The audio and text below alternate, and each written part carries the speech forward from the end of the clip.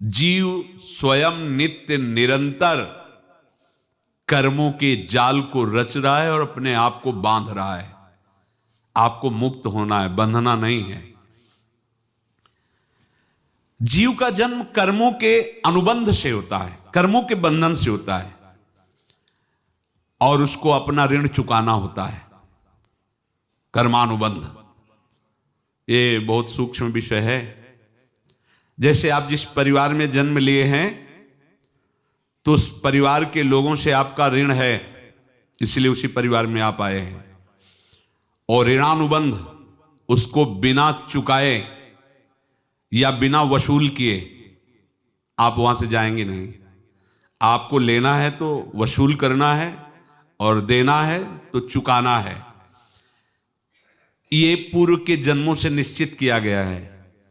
जैसे किसी के यहां पुत्र हुआ, जन्म से ही पैसा खर्चा शुरू हुआ, जो बड़ा हुआ तो उद्दंडता के द्वारा मार पूरे परिवार को क्लेश पर क्लेश देता चला जा रहा है। ये तुम्हारे कर्म का फल है। या ऐसे शक्तिहीन बुद्धिहीन ऐसे पागल पूरे जीवन सेवा करो, तुमसे अपना हिसाब चुकाने के लिए वो आया है। अब परिवार के जो सदस्य जुड़े आके, मतलब पत्नी आते ही पूरी हृदय में आनंद, परिवार में आनंद, और जीवन भर वो आनंद ही सुख देने के लिए उसका जन्म हुआ। वो अपना ऋणानुबंध मुक्त, और आते ही भयंकर क्लेश खड़ा कर दिया, बीच में दीवाल और झगड़ा वैसा, फिर अतरे दिन मारपीट शुरू, कलह अशांति, पूरा जीवन नरक हिसाब करने आए। यहां ऋण चुकाए बिना कोई जा नहीं सकता, ऋण चुकाना पड़ेगा।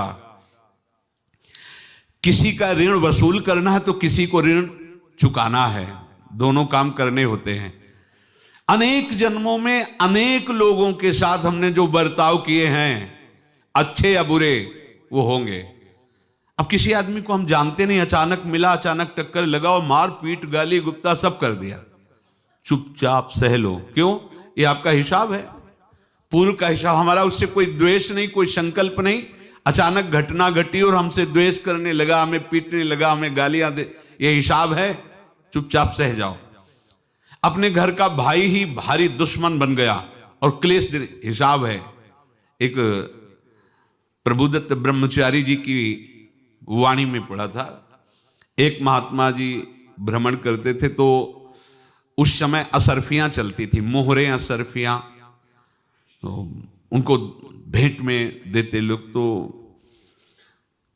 या तो ठाकुर सेवा में लगे तत्काल, या संत सेवा में तत्काल लगे, उसका संग्रह करके डोलना ये ठीक नहीं है। बैरागी के लिए सिद्धांत में ये ठीक नहीं है।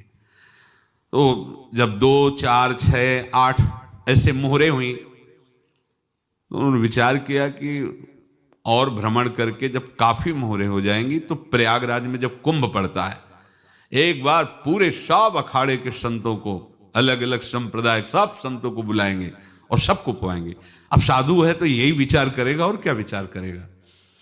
तो उन्होंने ऐसे डंडा बनवाया, बेंत, जो ऊपर से चूड़ीदार और भीतर पोला, और मोहरे उसमें डालते गए।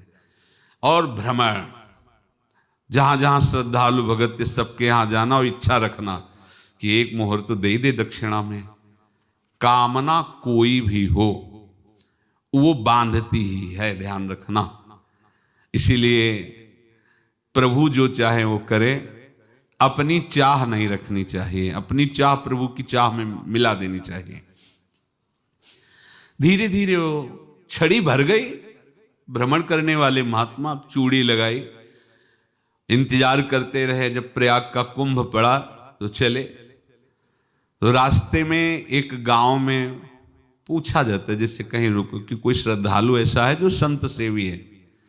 तो कुछ लोगों ने बताया, हाँ एक परिवार है बहुत संत सेवी है और आपको मिलाते हैं उनसे।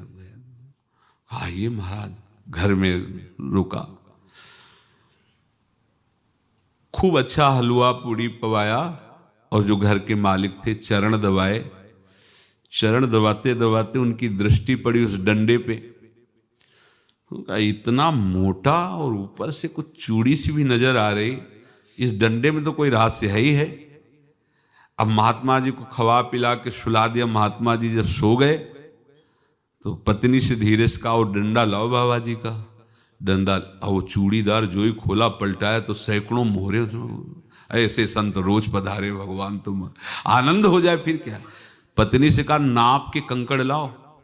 वो तो महात्मा जी तो खाए खीर पूड़ी, आराम से सो रहे।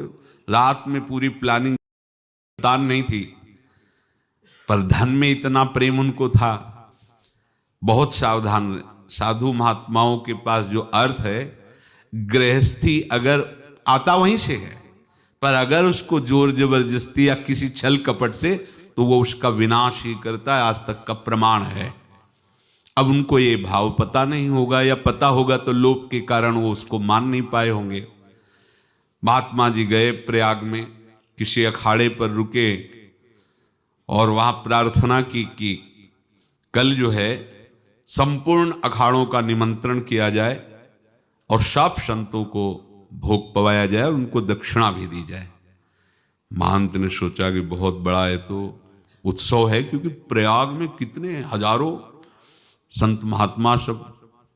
तो उनका, महाराज बोरों इसमें चीनी और टीनों घी लगेगा, सब व्यवस्था। बोले आप मंगाइए, एक एक हिसाब हम करेंगे, हमारे पास सब व्यवस्था है।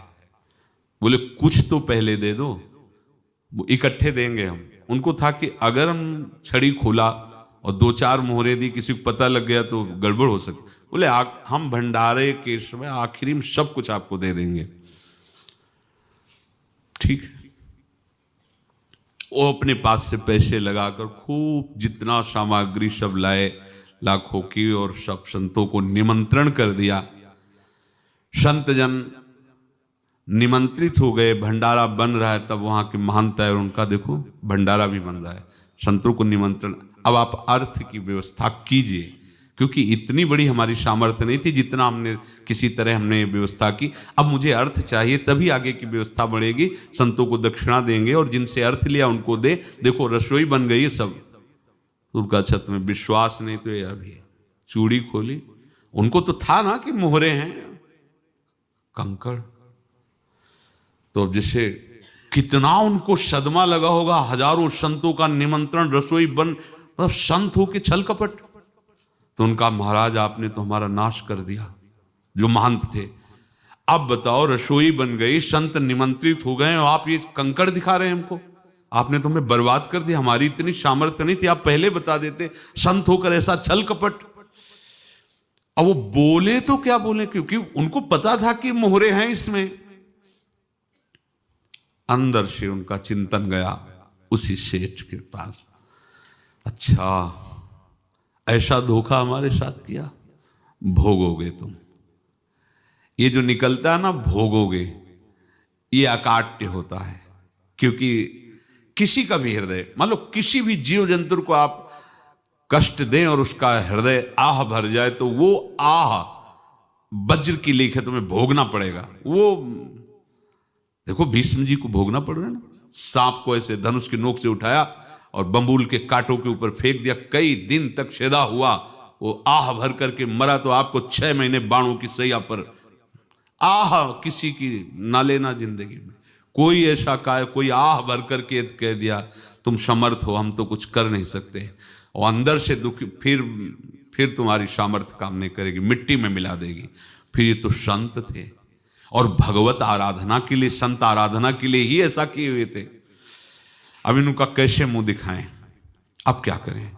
सुबह संत जन आएंगे, सबके बीच में हमारी कि देखो इन्होंने, अब क्या करें।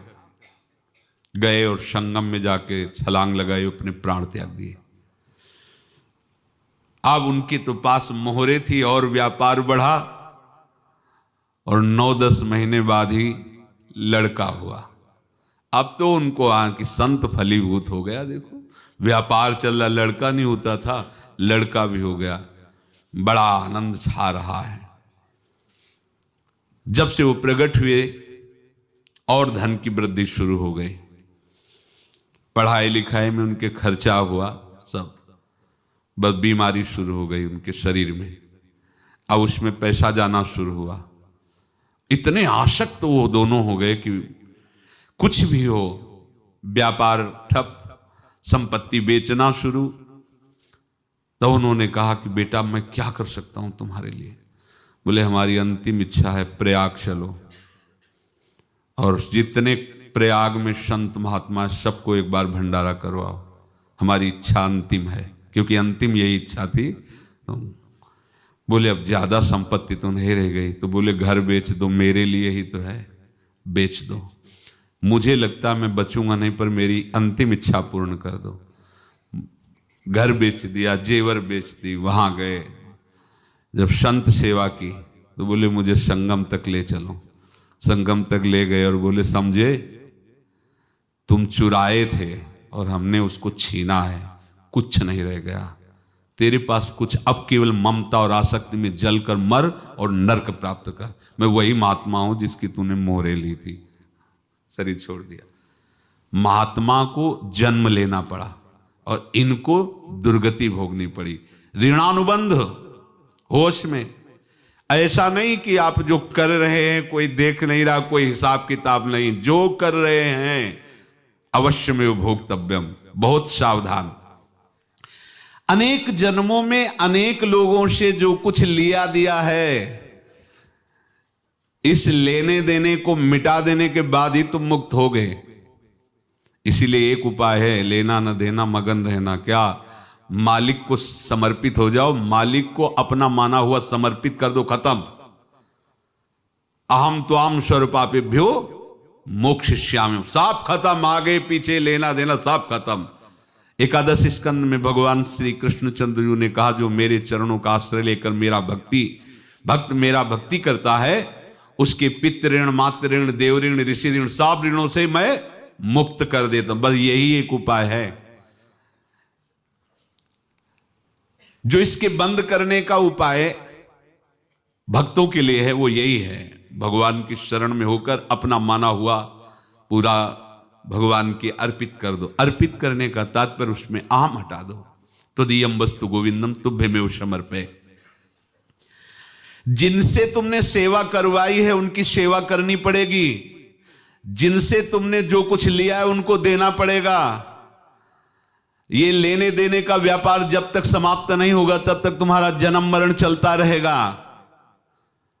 अब आपको यहां समझना है, यदि आपसे किसी ने पैसे लिए बेईमानी करके नहीं दे रहा है तो आप उसको गाली मत दीजिए, आपने बेईमानी की थी इसलिए आपकी बेईमानी हुई है, ले गया, कोई बात नहीं है, बंधन से मुक्त हुए, जो बोझा था चला गया। उसको ऐसा ना देखे कि ये बेईमान हमारे रुपए मार लिए, अब जो कुछ होगा देखेंगे। अगर आप आगे नया कुछ करते हैं तो फिर आगे का हिसाब आपको भोगना पड़ेगा, ध्यान रखना। ऐसा नहीं है कि आपको भोगना नहीं पड़ेगा। एक ही उपाय है कि अब जो शरीर धारण किए इसी में जो भोग ले, आगे ना होना चाहिए। तो क्या करे? सर्वतो भावेन भगवान की शरण ले लें। ये तो सर्वाणि कर्माणि मयि सन्न्यस्य मत्पराहा अनन्येनैव योगेन माम ध्यायन्तु उपासते तेषामहं समुद्धर्ता मृत्यु संसार से। ये बड़ा कठिन है पार होना, कोई छोटी मोटी बात है। एक महात्मा